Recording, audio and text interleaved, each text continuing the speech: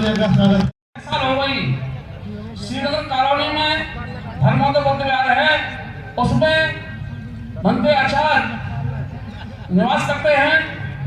भंते जी अपने साथ थाईलैंड से एक मिस्त्री को लेके आए हैं, जहां भगवान बुद्ध की 11 स्टैचू बड़ी बड़ी बनाई जा रही हैं। 7 स्टैचू तैयार हो गई हैं। भंते जी अपने हाथों से जिन बुद्ध विहारों में बुद्ध की स्टैचू बनी है वहां पर दान करेंगे। यदि किसी बुद्ध विहार में मूर्ति की जरूरत है तो मेरा विवाह हो रहा था, मैंने प्रिंटिंग प्रेस वाले को कहा कि इस कार्ड पर गणेश जी की फोटो नहीं लगानी है, लेकिन किसकी लगानी है ये मुझे पता नहीं था। लेकिन वहां से शुरू होकर पिछले 15 सालों में जब से संदेह भंते जी का पदार्पण हुआ राजस्थान में, हम देखते हैं कि हमारे शादी के कार्डों का पैटर्न बदला है, विवाह के तरीके बदले हैं, घरों में नामकरण संस्कार बदले हैं, यहाँ तक कि सोचने समझने व्यवहार करने का, जीवन साथी के साथ कैसा व्यवहार करें, ये भी बदलाव लोगों के जीवन में आया है। तो हर एक एंगल से, चाहे वो संस्कारों की बात हो, चाहे पारिवारिक संबंधों की बात हो, चाहे अंबेडकर जयंती के कार्यक्रमों को मनाने की बात हो, हर एक चीज में क्रांतिकारी बदलाव आए हैं। और ये सब संभव सिर्फ इसलिए हुआ है, मुझे अल्लामा इकबाल का एक शेर याद आता है कि हजारों साल नरगिस अपनी बेनूरी पे रोती है, बड़ी मुश्किल से होता है चमन में दीदार पैदा। तो संदेह भंते जी ऐसी ही शख्सियत है जिनकी उपस्थिति ने पूरे देश की सोच को बदलने का काम किया है। और निश्चित रूप से हम सभी के लिए बड़े गौरवशाली पल है कि उनका सानिध्य हम सभी को मिल रहा है, क्योंकि जिस तरह से, और सबसे बड़ा योगदान जो मैं देखता हूँ धम्मभूमि आंदोलन का पूरे देश में, वो ये कि बाबा साहब डॉक्टर अम्बेडकर के नाम पर काम करने वाले हजारों संगठन होंगे, लेकिन बाबा साहब डॉक्टर अम्बेडकर द्वारा लिखी गई बातों पर, उनकी किताबों की एक एक पंक्ति में लिखे गए एक एक शब्द को अपने जीवन का उद्देश्य बनाकर काम करने वाले लोग आपको देश भर में धम्मभूमि के अलावा कहीं नजर नहीं आएंगे। चाहे धम्म कारवां की बात हो, चाहे तंबू के बम्बू बनने की बात हो, चाहे महिलाओं की आजादी की बात हो, चाहे युवाओं को व्यसन मुक्त मजबूत युवा बनाने की बात हो। और आज भी हम कार्यक्रम में देख रहे हैं, धर्म को लोग बुजुर्ग लोगों के साथ जोड़ के देखते हैं। यहाँ आप देखेंगे युवा भी बराबर संख्या में है, महिलाएं भी बराबर संख्या में है। तो आप अंदाजा लगा सकते हैं कि धम्मभूमि आंदोलन ने किस तरह से हम लोगों के जीवन में, और मैं देखता हूँ राजस्थान में ठेठ रेतीले धुरों में जहाँ पानी नहीं पहुँचता, जहाँ अखबार नहीं पहुँचता, वहाँ संजय भंते जी की किताबें पहुँचती हैं। लोग वहाँ से लंबे अरसे से एक तंबू के बम्बू की तलाश में हूँ। मैं चाहता हूँ कि मेरे जाने से पहले कोई इस तंबू का बम्बू मिल जाए ताकि मैं चैन से मर सकूं। ये इतना भावुक कर देने वाला सेंटेंस था कि सदन, जैसे ही भंते जी ने संबोधन पढ़ा, पूरा सदन मार्मिक हुआ और बाबा साहब बहुत याद आए। उस दिन के बाद दूसरा जो आज हम यहाँ बैठे हैं, ये उसी की देन है। आज जो बाबा साहब अम्बेडकर ने 68 साल पहले कहा और भंते जी ने साकार किया, इस कार्यक्रम का नाम है कौन बनेगा तंबू का बम्बू। आज घोषणा होगी और देश में एक आगाज होगा तंबू के बम्बू का। हम कह सकेंगे कि बाबा साहब अम्बेडकर जब न सही तो अब सही, अब देश में तंबू के बम्बू खड़े हो गए और आज आपको देखने को नजारा मिलेगा। ये 10 साल का दौर मैंने आपको बुलाया है। एक तरफ 68 साल जो भंते जी के बगैर बीत गए, अगर मान्यवर काशीराम साहब को इस दौर से हटाया जाए तो 68 साल एक तरफ और आधुनिक भारत के 10 साल एक तरफ, आज बाबा साहब हमारी समझ में आ रहे हैं। तो आज का जो महत्वपूर्ण ये कार्यक्रम है, जो भंते जी आज भारत की धरती पे इतिहास रचने जा रहे हैं, आज तंबू के बम्बू बनने वाली परसों कपड़ा को किताबों से बाहर निकालकर, विचारों से बाहर निकालकर, जो दौर गवाही देने का था लोग राय देने लगे। आज देखना इसी मंच पर, उसी धरती पर आज एक नया इतिहास होगा। तंबू का बम्बू आपको समझ में आएगा। यह भी थोड़ी देर में आपके सामने एक बहुत सुंदर प्रस्तुतिकरण होगा। ये धम्म कारवां का 10 साल का सफर मैंने आपके सामने रखा है। ये जो सदन बैठा है, ये मुट्ठी भर लोग जरूर है, लेकिन भारत के कोने कोने से आए प्रतिनिधि है, या पंजाब है, राजस्थान है, मध्य प्रदेश है, गुजरात है, दिल्ली है, बिहार है, बहुत बड़े देश का हिस्सा यहाँ बैठा है। अभी भंते जी के आने से पहले गीत हुए, अलग अलग भाषा और शैली में गीत हुए। आज जो आपके सामने सदन बैठा है, मैं एक छोटा सा परिचय और करा रहा हूँ। इस 10 साल की प्रगति में संजय भंते करुणा सिंह जी की जो साधना है, जो त्याग है, उसमें मैं एक छोटा सा भंते से अनुमति चाहते हुए भंते धर्मशील जी हमारे बीच में मौजूद है। मैं भंते जी से आग्रह करूंगा, भंते जी याचना कर सकता हूँ, आदेश तो नहीं कर सकता। भंते जी एक सेकंड, भंते जी नहीं, भंते जी हमारे बीच में नहीं, भंते धर्मशील जी। अच्छा, उसके बाद भंते धर्मशील जी जो अपनी सरकारी नौकरी से इस्तीफा देकर इस मूवमेंट में जुड़े हैं और आज जो देख रहे हैं काम, इसमें उनका बहुत बड़ा योगदान है। एक बार भंते जी बोलेंगे साधु साधु साधु। भंते अस जी जो हमारे बीच में मौजूद है, भंते अस जी लंबे समय से अपनी युवावस्था में काम कर रहे थे, लेकिन आज मूल रूप से आप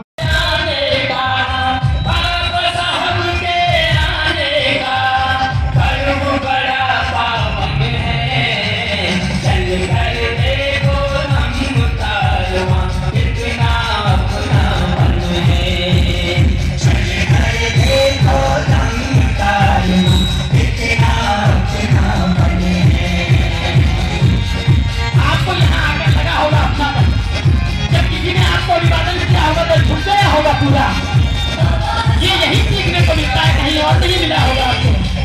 तो आगे कहा है, दया भाव करुणा से मिलना, सेवा भाव जनों का, निर्मल मन हो जाता है, मिट जाता मैल मनों का। दया भाव करुणा से सेवा भाव जनों का, निर्मल मन हो जाता है, मिट जाता मैल मनों का। हम का है प्रभाव अनूठा, हम का है प्रभाव अनूठा, ममता से भरा हर जन है। चल कर देखो धम उतारवा, कितना अपना बन है। चल कर देखो धम उतारवा, कितना अपना बन है।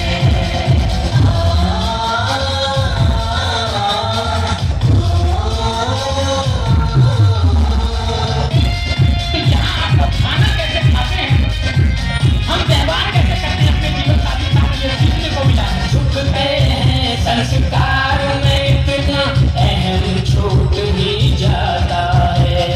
मैं भी कुछ हूँ मन का, ये भ्रम टूट ही जाता है। झुकते हैं संस्कार में इतना, अहम छूट ही जाता है। मैं भी कुछ हूँ। आज उसी के तहत जो आज ये कारवां है, उसमें आप सभी पहुंचे हुए धम बंधुओं को मेरा सभी को नमो बुधाए जय भीम। जो श्रद्धेय भंते जी आंदोलन को चला रहे हैं धम्मभूमि श्रेष्ठ जीवन के लिए आंदोलन के तहत, कि कौन करेगा बाबा साहब के तंबू का बम्बू। जैसा कि बाबा साहब डॉक्टर भीमराव अंबेडकर जी ने 18 मार्च 1956 में कहा था कि मैंने अपने समाज के लोगों के लिए कितना संघर्ष से जो इतना बड़ा एक तंबू तैयार किया है, इसका उन्होंने भावुक होते हुए कहा था कि इसका कोई भी बम्बू नहीं है। जो मैंने संविधान के माध्यम से कितने हक और अधिकार दिए हैं, उनको अब कोई भी मेरे जाने के बाद उनको संभालने वाला नहीं है, उनका प्रतिनिधित्व करने वाला कोई भी नहीं है। तो मैं सबसे पहले तो ये आह्वान करती हूँ कि मैं बनूंगी बाबा साहब के तंबू का बम्बू। जितना भी मेरे से कार्यकर्ता के रूप में कार्य होगा, मैं पूरा समर्पित भाव से श्रद्धेय भंते जी जो भी आदेश देंगे उनका पालन करूंगी। और जो हरियाणा से मैं प्रतिनिधित्व कर रही हूँ, मेरे साथ जो टीम है, मैं अकेली नहीं, उनका सहयोग है। साथ में जो 3 बसें आई है, साथ में जब उन्होंने टीम ने पूरा सहयोग दिया, उन्हीं के सहयोग से ये जो 3 बसों का जो कार्यक्रम है वो हो पाया है। और जो श्रद्धेय भंते जी जो पुरानी परंपराएं हैं, जो पुरानी मान्यताएं हैं, मैं पूरी तरह से उनको त्याग चुकी हूँ। मैं आपके सामने प्रस्तुत हूँ पूरी तरह से। मेरे हाथों में कोई चूड़ियां नहीं है, कोई भी गुलामी के बंधन किसी प्रकार के भी मैं उनको पुरानी परंपराओं को नहीं मानती। और उन्हीं के ऊपर एक और मैंने थोड़ा कविता रूप में एक गीत तैयार किया है, मैं आपके सामने वो थोड़ा प्रस्तुत करती हूँ। ए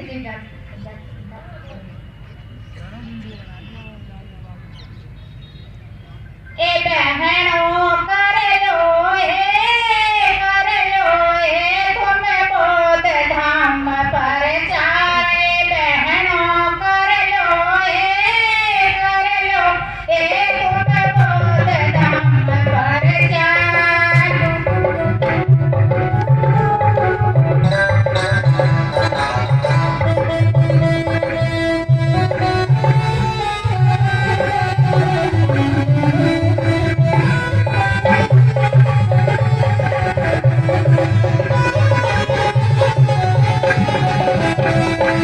पंचशील रति मन में भावे, जीवन का आधार बतावे।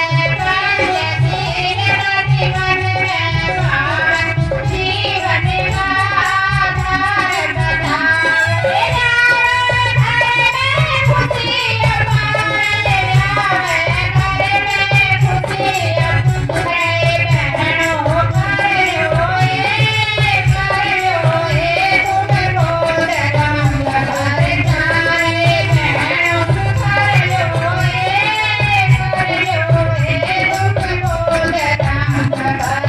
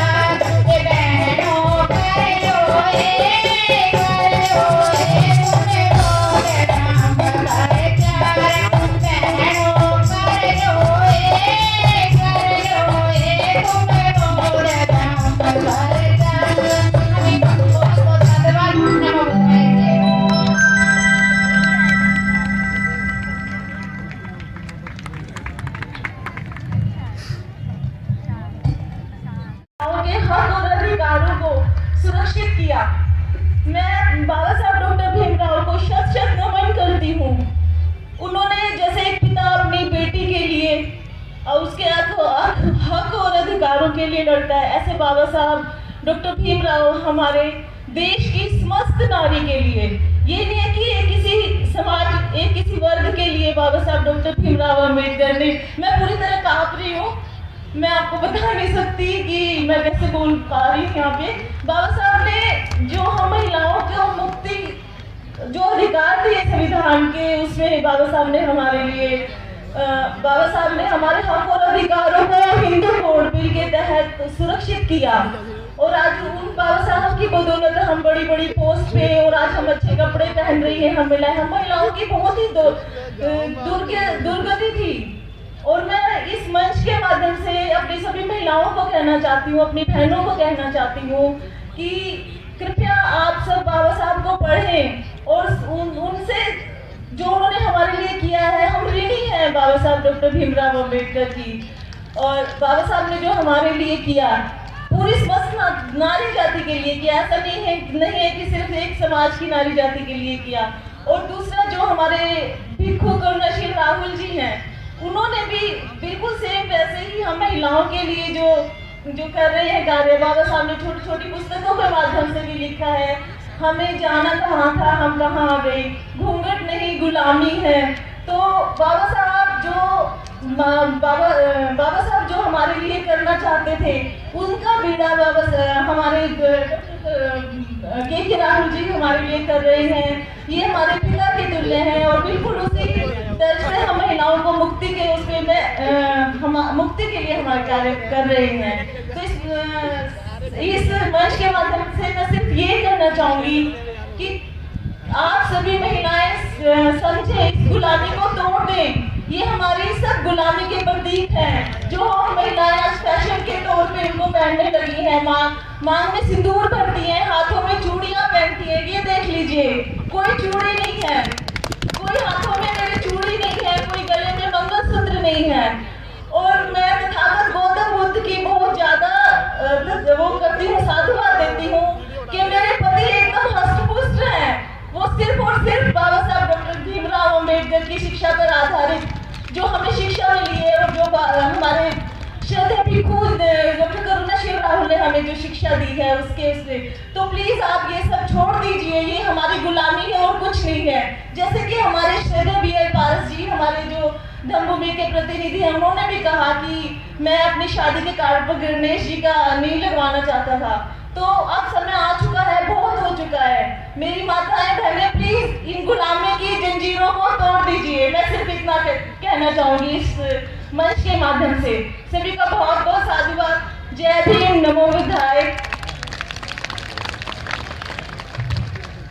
बहुत बहुत मीना बाजार के मंच पर पिछले कारवा में भंते जी ने जब महिलाओं की आज़ादी का कार्यक्रम किया तो मंच पर मैं समझता हूँ 50 किलो चूड़ी उतारी गई। ये भारत के इतिहास में पहला कार्यक्रम था। ये इस कारवा की बहुत बड़ी उपलब्धि थी। महिलाओं को एक आह्वान करने पर पैर के पिछुए जाते रहे, हाथ की चूड़ी जाती रही, मांग का सिंदूर जाता रहा। मंच पर जब महिला आ रही थी तो जैसे चूड़ियां उठाकर फेंक रही थी तो लग रहा था कि हजारों साल की व्यवस्था को उठा के पटक रही है। ये बहुत बड़ी क्रांति भंते जी के द्वारा हुई। अगला कार्यक्रम जब शुरू हुआ तो भंते जी ने इसी मंच पर, पिछले साल का मामला है, बाबा साहब का जो भाषण किताबों में कैद था, बाबा साहब का वो भाषण जो कुछ बुद्धिजीवियों की जुबान पर रटा हुआ था, आम जनता से दूर था, लेकिन इसी वर्ष पिछले विगत साल भंते जी ने आह्वान किया, बाबा साहब की आवाज में आवाज मिलाओ और एक आगाज करो। और मुझे बताते हुए फक्र हो रहा है कि 50,000 से ज्यादा लोगों ने यही बैठ करके, उतना ही वक्त था। आपके समक्ष हम सब मंच पर उपस्थित हुए हैं। परम श्रद्धेय भंते करुणाशील जी राहुल जी की विशेष अनुकंपा हमारे पर हुई है कि हम बहुत अनुयायी राष्ट्रव्यापी बौद्ध समाज निर्माण के लिए आयोजित होने वाले महासम्मेलन के लिए आप सभी को राजस्थान जयपुर में जो है आमंत्रित करने के लिए उपस्थित हुए हैं। और हम श्रद्धेय भंते करुणाशील जी राहुल जी के बड़े आभारी हैं कि उन्होंने जयपुर को 16 जून 2024 को बौद्ध समाज स्थापना के लिए जो है चुना है। हम आज सभी धम्म कारवां में उपस्थित सभी प्रबुद्ध साथियों को 16 जून 2024 जयपुर के कार्यक्रम के लिए आमंत्रित करते हैं। हम सभी राजस्थान के उपासिकाएं आप सभी को भरोसा दिलाते हैं कि राजस्थान के पूर्व से पश्चिम तक, उत्तर से दक्षिण तक सभी 50 जिलों के अम्बेडकराइट बुद्धिस्ट साथी इस कार्यक्रम को ऐतिहासिक और निर्णायक बनाने के लिए तमाम संभव प्रयास करने से पलके बिछाकर आपके स्वागत के लिए तैयार मिलेंगे। एक बार पुनः देश भर के सभी उपस्थित आप सभी साथियों को 16 जून के लिए आमंत्रण। श्रद्धेय भंते जी को बहुत बहुत साधुवाद। जय भीम, नमो बुद्धाय। हाथ उठाकर के पुनर्विरोध करें, स्वीकार करें। जय भीम। हमारी परंपरा, एक बार बोलेंगे पधारो हमारे देश, राजस्थान की परंपरा है। एक बार बाबा साहब अम्बेडकर जब तक। और मैं एक बात उदाहरण के साथ समझा देता हूं। आप याद करो, पिछली किसी शादी में गए हो और बहुत स्वादिष्ट खाना खाया हो, क्या उस खाने का स्वाद आज भी याद है? खाया जब जरूर तारीफ की होगी, लेकिन आज भूल गए। आज सोमवार का दिन है, पिछले सोमवार को आपने क्या खाया याद है? नहीं है। इस शनिवार को क्या खाया भूल गए। आजकल व्हाट्सएप, फेसबुक, असमानता की पुस्तकें कर दी हवाले आज के, असमानियों की राह में, ढोंगियों की राह में पासान थे बाबा मेरे, भद्र पुरुषों की नगर में ज्ञान थे बाबा मेरे, संत ऋषियों की समझ में ज्ञान थे बाबा मेरे, भद्र पुरुषों की नगर में ज्ञान थे बाबा मेरे।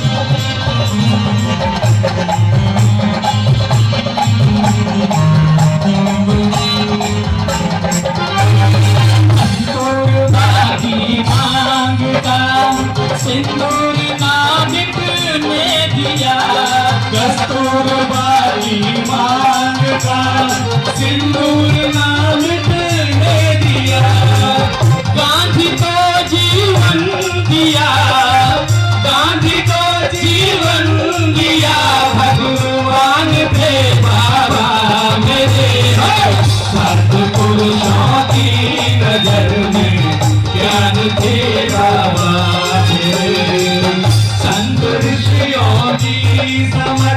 करना याद नहीं रहता है, बस करते हैं वो याद रहता है।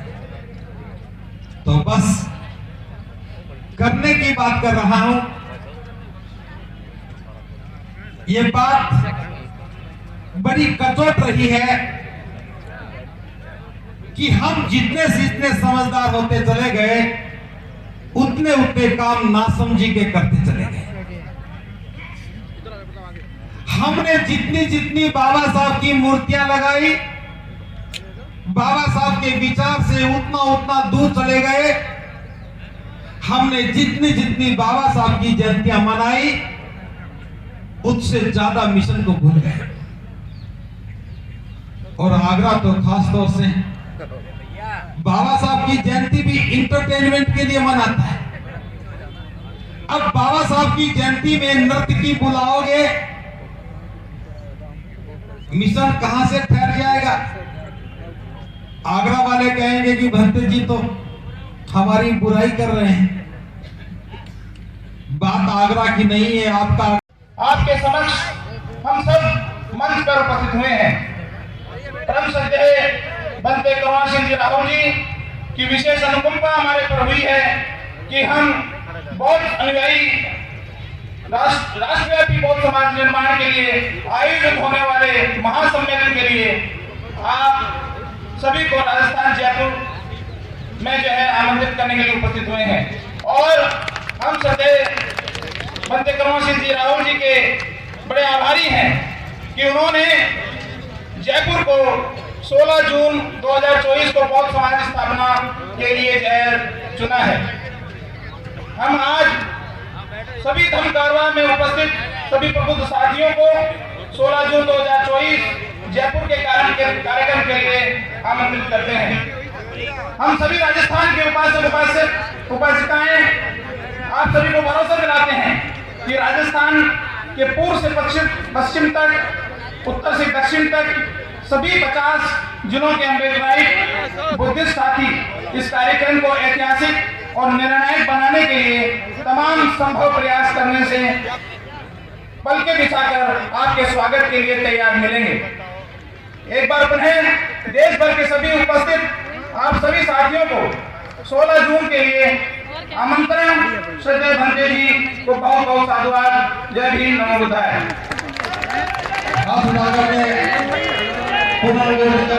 स्वीकार करें।